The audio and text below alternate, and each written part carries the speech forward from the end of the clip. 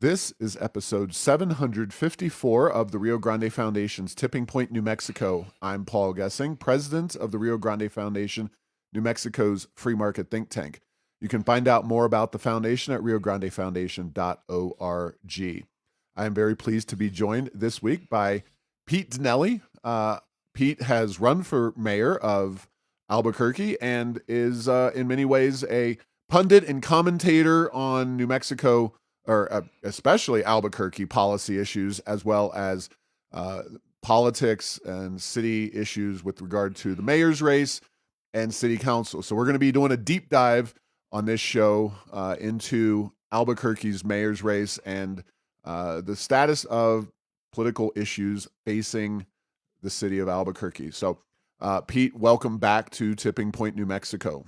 And thank you very much for having me. Before we begin, I want to thank you very much for this opportunity. And Paul, I've known you for quite a few years, and what I've always enjoyed is that although politically we are at different ends of the spectrum, I've always been able to enjoy talking with you civilly and have a healthy discussion of issues. Well, thank you. And that's one of the reasons why I'm here today. And I appreciate that. And if you want to find, if you're listening to this and you want to find some of Pete's commentary or all of Pete's commentaries on issues facing the city of Albuquerque, PETEDINELLI.com. You've got that one all to yourself. You're the that's right. number one Pete Dinelli, at least you were to the internet. And it's www.PeteDinelli.com. Yes. And I've been publishing the blog now for 7 years, and I've done well over 2,000 articles over that 7-year period. Yes, and so you are in many ways the top dog when it comes to City of Albuquerque punditry in my book. I appreciate that. That's why you're here, among other things. But number one reason is you know of what you are speaking.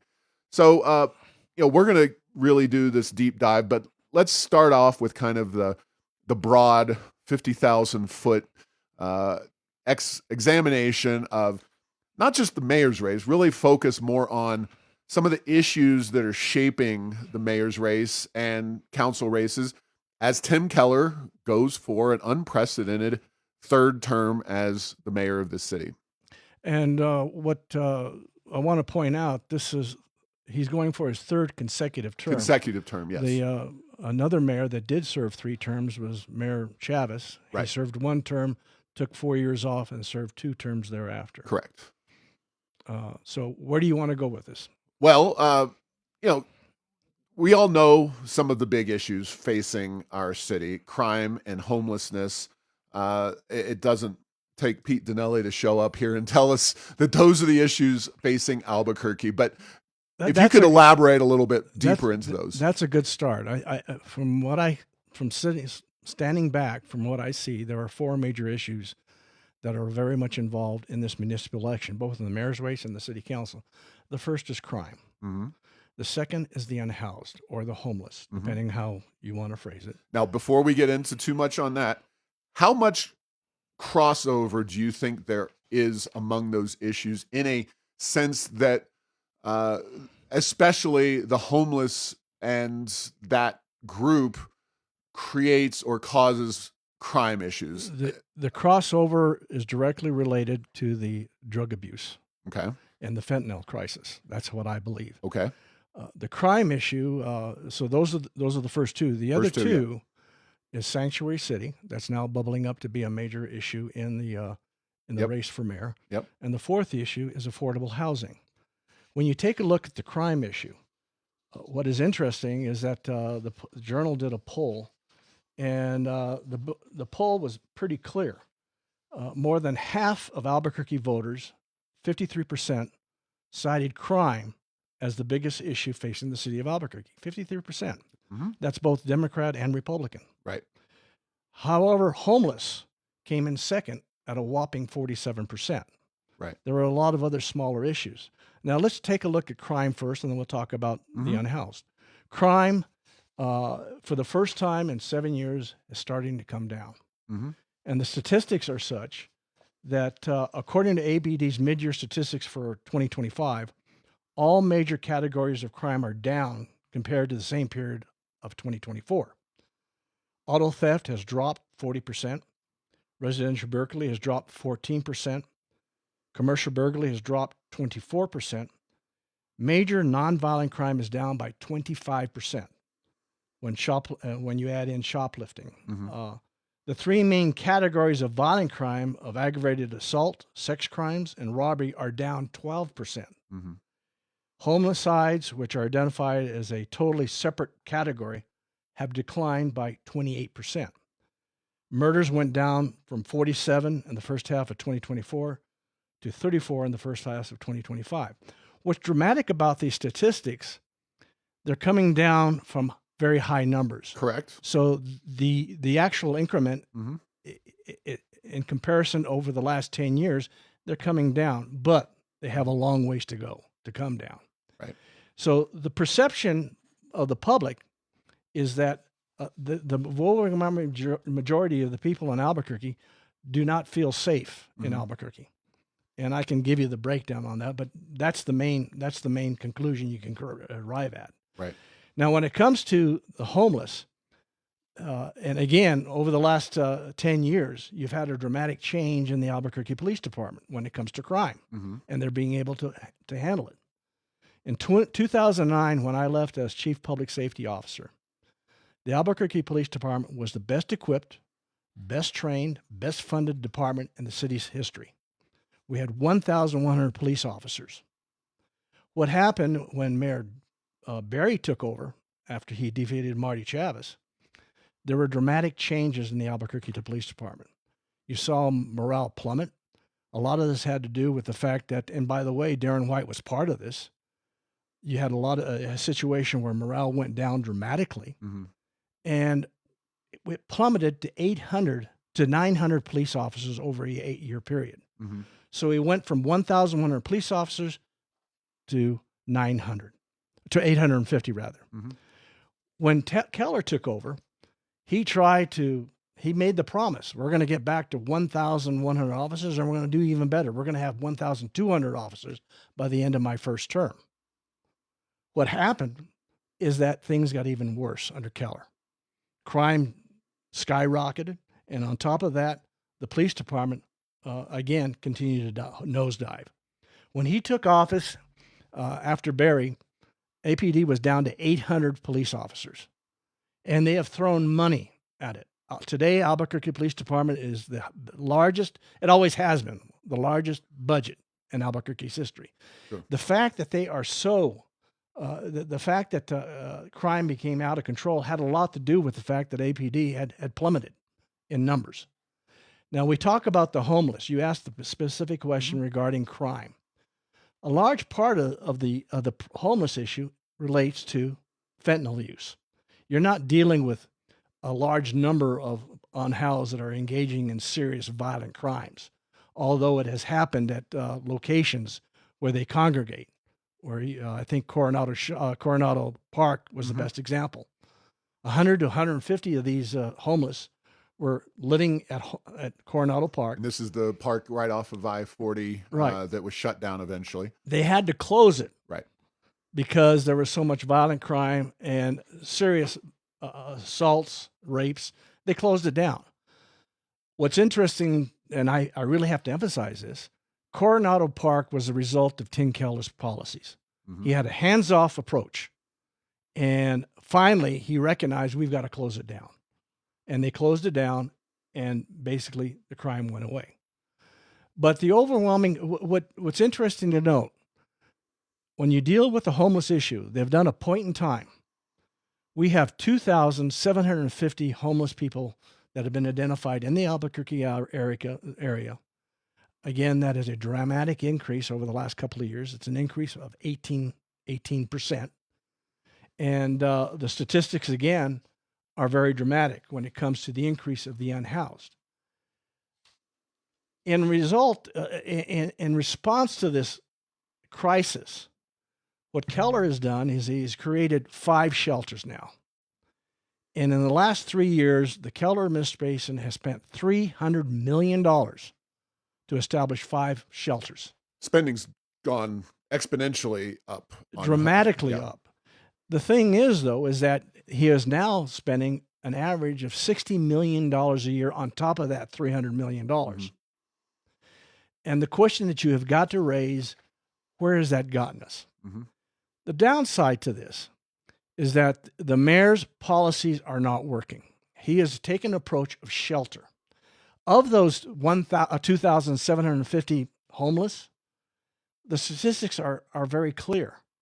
Only 75% of those people want any help. They reject it. They don't want any. 75% do or do not want do help? not Oh, do not want do help. not Okay. want these services. Okay. So we're spending all this money to basically deal with roughly 1,500 people that we are actually providing services to. Let me take a step back, though, and talk about crime real quick. Okay. Because you mentioned that crime rates are coming down, and this is not unique to Albuquerque. Crime for decades, hold on, has been in many ways a cyclical issue. Now, enforcement matters, and locking the bad guys up and police on the streets and all of these other factors do play into the crime issue. But do you think that anything that Keller's doing has caused this crime decline? The DOJ eliminate, DOJ departing. So this is just purely a cyclical issue. Strictly cyclical. Okay. It's Albuquerque's decline in crime is part of a national trend. Fair enough. Violent crime, aggravated assaults, aggravated batteries, all this is part of a national trend. Okay. Keller actually tried to deal and bring down the violent crime rates. He initiated 5 separate programs. One was to declare violent crime as a mental health issue. And but of all 5 of those, crime really increased significantly during the pandemic. That was a major contribution. But all the programs Keller tried to implement, the 5 of them, really have been a failure. They did not bring down crime. And the biggest reason was because they got away from basic law enforcement. Right. The number of police officers declined dramatically. Morale went down. They could not keep up with retirements. They couldn't even keep up with retirements. So what about the DOJ and the consent decree? What role, if any, did that play in crime, and what role does getting out from under that potentially help us? I strongly take issue with anybody that will say that the DOJ contributed to the increase in crime in Albuquerque. Okay. That is just a lie. Okay. I really believe that. And I went to every one of these hearings. I've did reports on every one of these. So you don't think they were taking resources from the streets and traditional cops on the beat and shifting it to... That was part of it. Okay. But what I want, and again, this all happened under Mayor Keller. And when the DOJ did come in under Barry, though. That's correct. But they start under Barry and Darren White. Okay. Let's not forget that. Fair enough. Under Darren White. Okay. In fact, he proclaimed when they first get here, it's likely we're going to be taken over without resisting. Okay. Without resisting, and he should have resisted it. Okay. What happened when the DOJ got here, and under Keller also, the number of police officers plummeted. Number of police officers on the street plummeted. Right. And at one point, we were down to 5 out of the 950 officers, only 500 were on the streets. Every one of these subdivisions, every one of these department, that is the substations, you'd be shocked to find out how many are still, how low they are. Mm-hmm. The highest, the Southeast Heights has the highest number of calls for service. Mm-hmm. The reality is, what you have are 3 to 4 police officers that are covering the entire district in 3 separate shifts. Right. Three per shift, so roughly 12. The department has become very top-heavy. Under this mayor, you've had a situation where he has created an additional layer. You have the chief, his 5 deputies, then you have the commanders, and then they created an entire layer of bureaucracy called the deputy commanders. And then you have a situation involving the lieutenants and the sergeants or whatever. Also, part of the problem is that the lieutenants and the sergeants are included in the bargaining unit. And I submit that they are supposed to be, they are not supposed to be part of the union. Okay. and they should be taken out.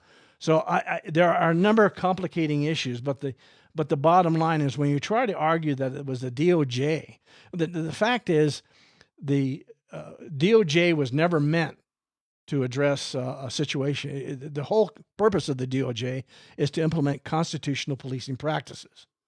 APD was out of control when it came to aggressive use of force and deadly force.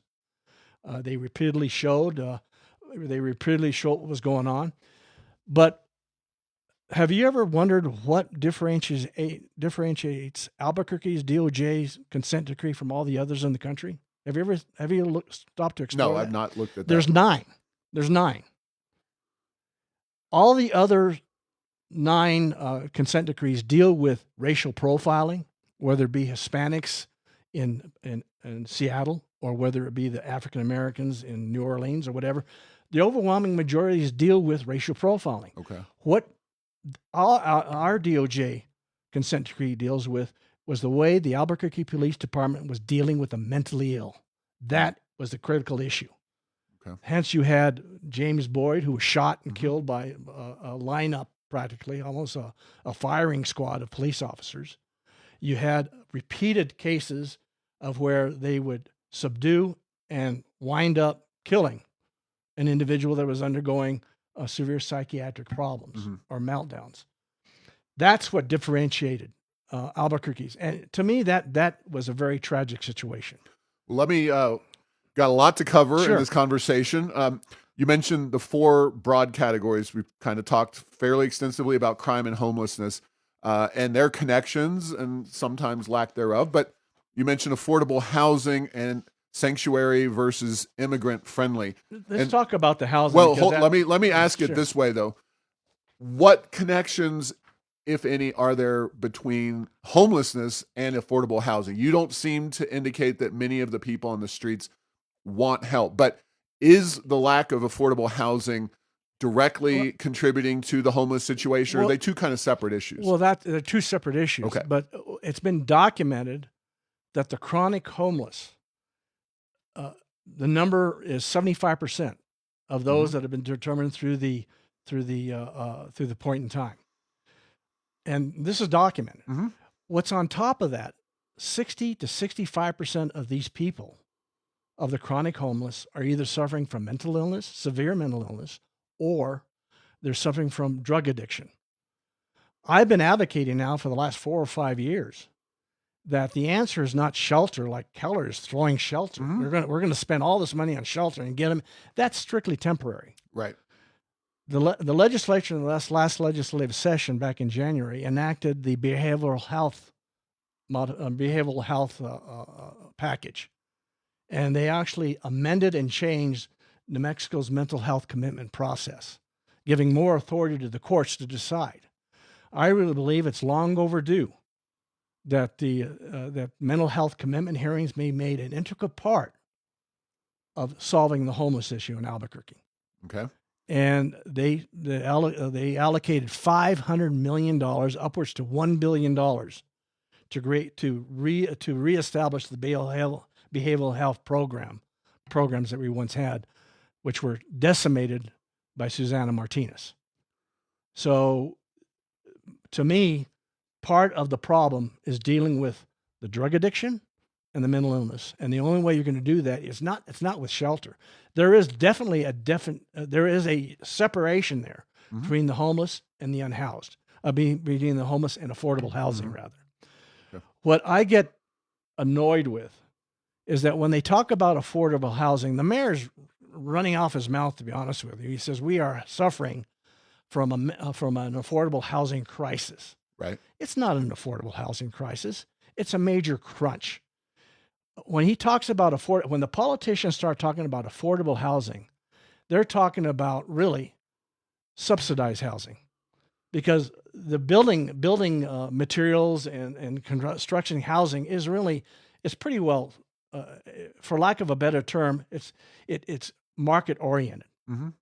And what has happened is that because of the construction costs and because of lack of the amount of housing in Albuquerque, prices are now skyrocketing. and they've done studies on what is the problem when you're dealing with the with affordable housing. Nearly half of renters in the Albuquerque area are rent burdened. Rents have increased 20% since 2021. The median home price in Albuquerque is $360,000. Can you imagine that? $360,000. A lot. And the point is, they're going to be building a significant amount of housing. I can even cover the number of projects. They're calling it affordable housing.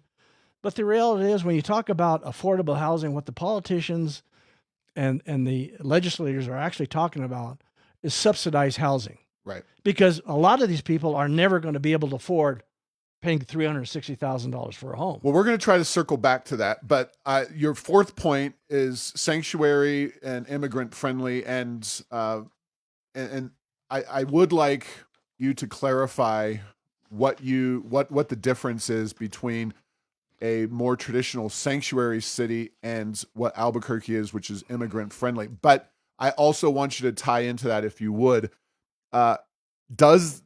How much of an issue do you see that status that Albuquerque has as immigrant friendly affecting our crime issues? Is that a factor, or how does that play into all of these other issues? It does not play into it very big. You're not dealing with a very large percentage. Fair enough. What I am going to say right out of the boat, right out of the chute. Okay. I think Mayor Tim Keller and Darren White have done a major disservice to this city with their positions on the issue.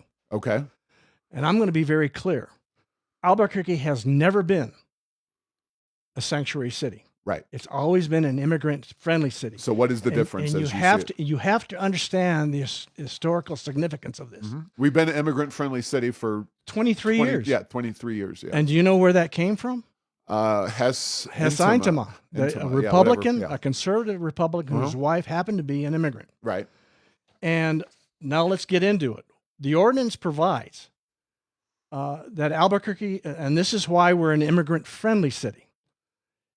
It provides that the city of Albuquerque will welcome and encourage immigrants to live, work, and study in Albuquerque and to participate in community affairs, and recognizes immigrants for their importance to contributions to our cultural.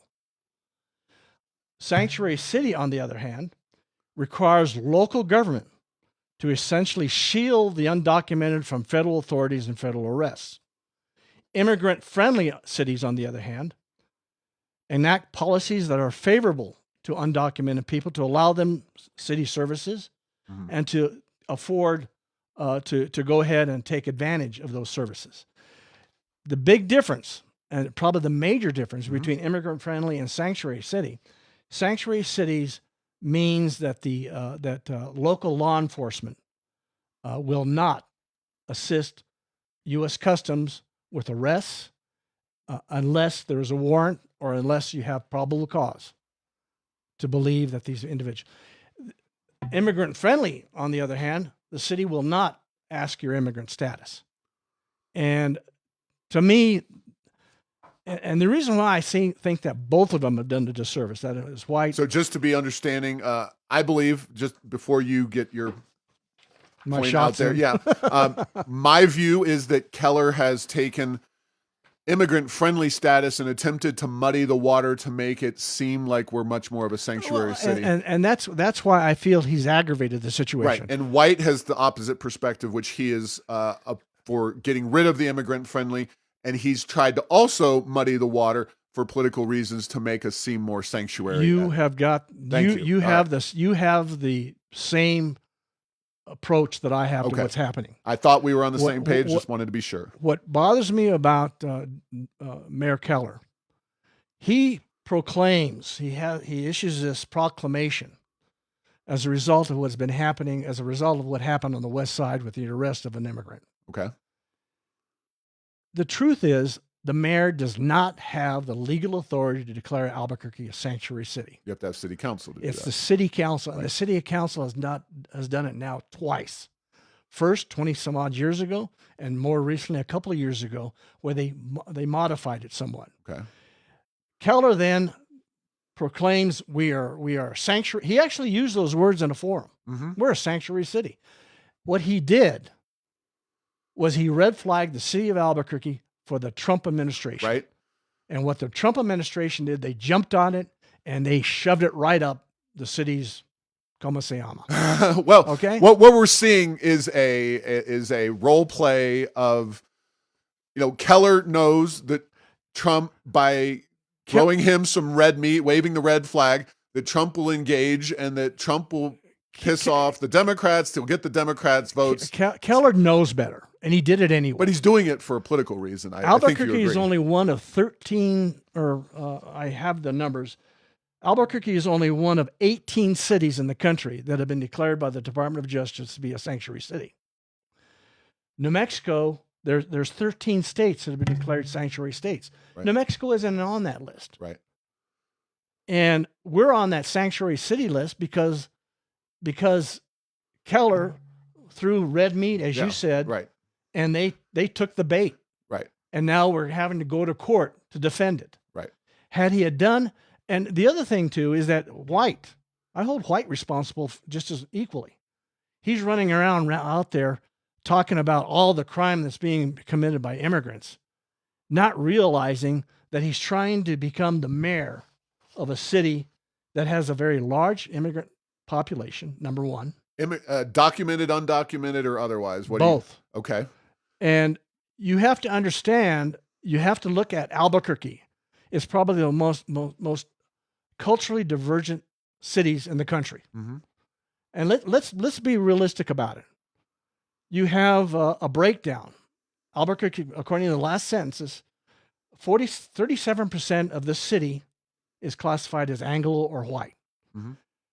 47 or 48% of this city is classified as Hispanic. Mm-hmm. Native Americans are at 4.81%. Black African Americans, 3.16%. We are a majority minority city. How about Asians? Because Asians, they're underrated. 3.1%. Okay. And that's a separate potential. I mean, you hear stories about these massage parlors and whatnot, even though I'm not going to get into the massage. Come on. Let's talk about this. Let's talk about the I'm just saying that they may play an outsized role in the whole. Let me throw this out at you. I've had recent discussions with an individual that I've known all my life. He's a very prominent Hispanic attorney. I was floored when he told me, I am now so concerned about what ICE is doing. I'm carrying around my passport. I look as Mexican as they come. Here is an Albuquerque native feeling so concerned about whether or not he's going to be arrested by ICE. ICE is out of control, whether we want it. And this is something that, when you talk about sanctuary city versus immigrant friendly city, White feels that we need to really assist the immigrants, really assist ICE. Right. Albuquerque has enough problems as it is with its crime. Our police officers can barely keep up with the crime that's happening, and they need to concentrate on local law enforcement. Leave that up to ICE. Leave that up to the feds. They have the money. They have the resources. There is no need for local law enforcement to become involved with federal enforcement. There's no need for it. Mm-hmm. Let them do their job. They're offering $50,000 bonuses to people to join TV ads. TV ads. Yeah. It's incredible. Can you imagine what we could do with recruitment if we had that kind of money to offer first signers, first recruits? We could probably close the gap. We have a mayor candidate in the form of Eddie Varela. He's going to go out and give cars. He's going to go out and give brand new vehicles to new recruits, which is idiotic. Okay. Give them a bonus. Attract the number of police officers we need. Now, getting back to the sanctuary city situation, once again, it's an issue of whether or not, how far is Darren White going to allow ICE to go ahead and basically explore the city of Albuquerque, the streets of Albuquerque, wearing masks, not being identified, without a warrant, and just approaching whoever they damn well please in order to arrest them. Given the fact that we have such a high Hispanic population, I think it's a real possibility that you're going to have more civil rights violations than you can imagine. And we need to come to grips with that. And I think that Keller, again, he did a disservice to this city with what he did, trying to declare Albuquerque a sanctuary city.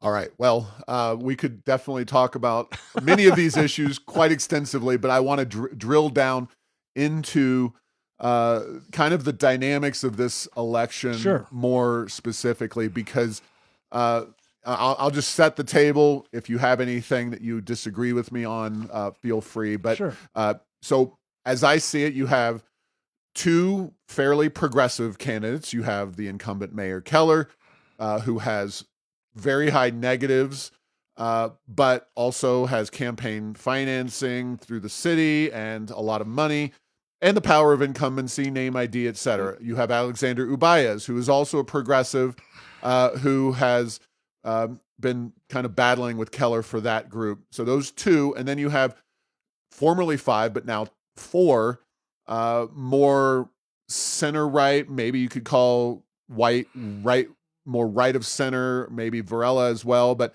you have Mailing Armijo, Luis Sanchez, Darren White, and Eddie Varela. I think that the September 28th Journal poll really gauged the status of the race and where it stands today.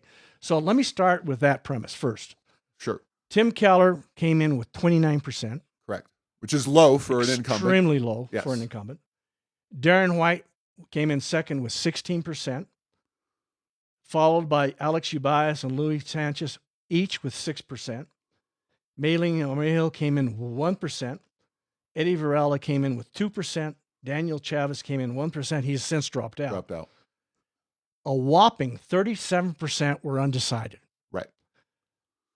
And Keller's negatives were over his positives that's as well. Definitely. I can give you those numbers, but I don't think it matters. Don't worry about it. Yeah, I mean, just, we know. Yeah. And when I first saw this poll, something jumped out at me, okay? Sure. A lot of things. And you have to understand my background. Mm-hmm. I was born and raised in Albuquerque. I'm second generation Italian. I happen to be half Hispanic. My mother's northern Hispanic. Okay. Her first language was Spanish. And I'm very proud of my heritage. My family on the Hispanic side goes back to 1650. 1650. Okay. On my father's side, my grandfather was an immigrant, came to the United States in the year 1900. That's why I feel so strongly about this immigrant issue. Mm-hmm. I mean, I believe that I represent a unique situation where I've dealt with two sides of a family that have dealt with discrimination. Okay. When I looked at this poll, what really struck out to me was 2 of the most disliked politicians in Albuquerque came in first and second. Right. Tim Keller with 29% and Darren White with 16%. So let me jump in. Here's my explanation. Well, let me finish this. Okay, go ahead.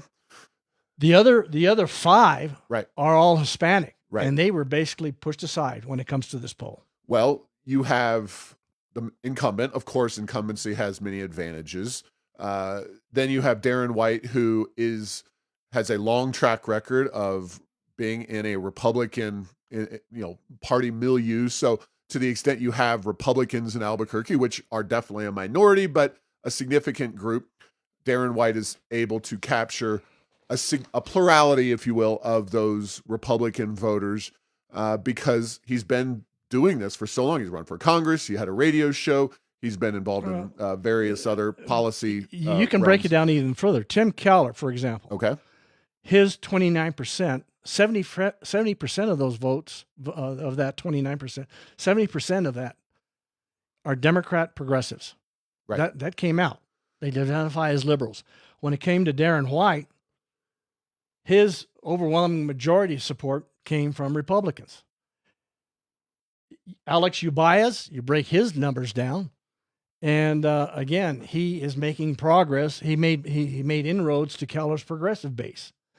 Luis Sanchez, that was the one that kind of surprised me. Louis is supposed to be a conservative Democrat. Uh-huh. The reality is his Democratic support in his 6% was very low. Right. It was only like 2%. he got 4%. He has more Republican support than he has Democrat support. So we can probably agree that this election is going to likely wind up in a runoff. Yeah, I have no doubt about it. And we are in a situation where currently Ubaez is trying to eat into Keller's progressive base, and Louis is trying, as a law enforcement officer, moderate Democrat, trying to eat in. He's fighting against Darren White. Those are the two factions currently at play. But if I had to call it, mm-hmm. I'd say, first of all, Tim Keller's going to get in the runoff at 29%. That's a shoo-in, I think. Yep. I believe there's only two individuals that have a possible course to get into the runoff. They're going to have to do that by beating Darren White. Ubaez and Luis Sanchez has the most to gain. I mean, if they can cut into the undecided, the 37%, right, and exceed Darren White's 16%, they'll get in the runoff. So, the way I look at it, Ubaez can accomplish that by going after a lot more progressives, but they're going to have to concentrate on the undecided. There's no getting around it. I think, in a very real sense, you could argue that Tim Keller has already peaked, and Absolutely. you can argue that Darren White has already peaked. So the only way that you're going to get two different individuals in the runoff is that the other two, that like Alexander Ubaez and Luis Sanchez, if either one of them can cut into the 37% undecided. So hypothetically, am I making sense? Absolutely. I've been thinking about this quite a bit because I'm trying to vote myself when early voting really gets going here, and figure out my strategic, because I am in the ABK, anybody but Keller viewpoint. Although I do think that Ubaez, as he's positioning himself, is of the Keller ilk politically, and he may be more competent. He may not be. I mean, feel free to make the case for Ubaez if you like. Let me put it this way. Okay. You're in the ABK, not ABQ. I am in ABQ and ABK, I guess. I'm in the ABKW category. Understood. Anybody but Keller, right. Anybody but Darren White. Okay. The only, if I had, and again, I really have no preference between Alex Ubaez and Luis Sanchez, but the reality is Ubaez represents a more progressive Tim Keller. Do you think he is? Like, I mean, there's positioning in a campaign, and then there's actually how you will govern. And I mean, I don't know the man. I've heard him talk. He definitely has positioned himself to the left of Keller. Do you think he really will govern that way? I have reservations about it. He comes across very eloquent. He's very intelligent. I did not particularly appreciate the way he handled the charges against the APD police officers and that crisis. He basically cherry picked and took the top ones, and now we have a situation where we don't know what's happening to the case. Okay. And what I think is interesting is that the other candidates, including Luis Sanchez, Darren White, and Keller, have gone silent on this DWI scandal that has tainted not only the Albuquerque Police Department, it's tainted the state police, it's tainted BCSO, and yet they're not making an issue out of it. But I think Ubaez has, his growth is going to be cutting into Keller's progressive base and that 37% undecided. Luis Sanchez's progress to getting in the run will be going after Darren White's Republican. So let's talk about that situation. As a conservative, my nightmare scenario is two progressives in the runoff, Keller and Ubaez. Sounds like you are in the position of Darren White and Tim Keller. That's your worst case scenario. Yes. So let's talk about the Luis Sanchez, Darren White. What is Louis' path to the runoff, considering he's 6% of the vote in that particular? Once again, he's going to have to concentrate on the 37% undecided. He's going to have to appeal more to Republicans, and he does have appealed more. In fact, I've been hearing from a couple of very close friends who are confidential sources within the Republican Party. You're seeing an actual movement for Republicans to try to get behind Louis Sanchez. Michelle Garcia Holmes being a notable. She's not one of the ones that I've talked to. Okay, yes. well, she's the one I've been talking to the most of various people. But there's two others. Okay. That have come out and said we're going to do what we can, because Darren and Jay McCluskey, they consider those two individuals. Jay McCluskey, by the way, is one of Darren's closest friends. Mm-hmm. He is a very prominent political consultant. Oh, yeah. Has made a lot of money advising Susana Martinez. He's managing Darren's campaign. He managed R.J. Berry. And there's discussion. And I also been victimized. Well, I'm going to say victimized, but I've been on the receiving end of McCluskey. Where you ran against when I ran RJ, against Berry. Yeah. But the reality of it is that I think that it's feasible that you see. I'm hearing a definite movement that we cannot elect. Republicans should not be voting for Darren White because Darren White cannot beat Tim Keller in a runoff. So they're trying to support the what they would consider a compromise candidate, which would be Louis Sanchez.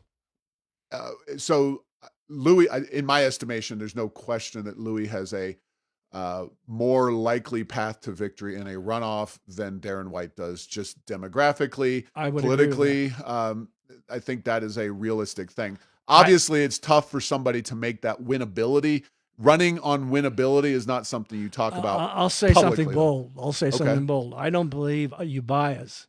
I don't believe in a Ubias Keller race that Ubias will prevail. I don't believe in a white